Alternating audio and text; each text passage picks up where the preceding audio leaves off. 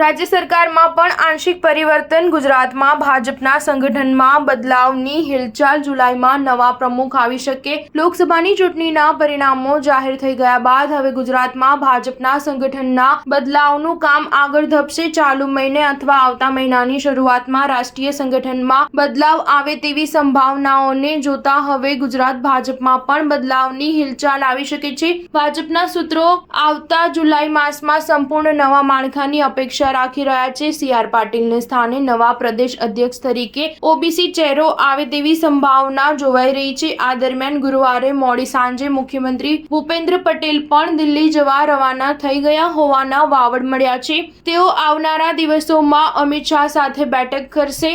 તેમની સાથે ભાજપના અધ્યક્ષ અને નવસારીના સાંસદ CR પાટીલ પણ હાજર હશે। ભાજપના સંગઠન મહામંત્રી રત્નાકર પણ તેમની સાથે જોડાય તેવી શક્યતા છે। ભાજપના સાઇડલાઇન થયેલા સિનિયરોના મનમાં આ ચૂંટણી પરિણામોને લઈને કચવાટ ઊભો થયો છે।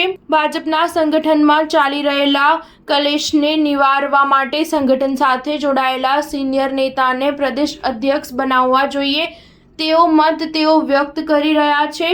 અલબત્ત પ્રમુખ પદ માટે જ્ઞાતિ જાતિના સમીકરણ જોવાને બદલે લાયકાત જોઈને જ પ્રમુખ પદ આપવું જોઈએ તેવો વાદ વ્યક્ત કરાઈ રહ્યો છે। સંગઠનનું સમૂળગું માળખું બદલવાનો પણ મત અહીં આવે છે। આ સાથે મંત્રીમંડળમાં પણ ક્ષમતાને ધ્યાનમાં રાખીને પસંદગી કરવાની માંગ ઉઠી છે। લોકસભાની ચૂંટણીના ચોંકાવનારા પરિણામોને કારણે ભાજપના કાર્યકરોમાં ઘણી નિરાશા છે।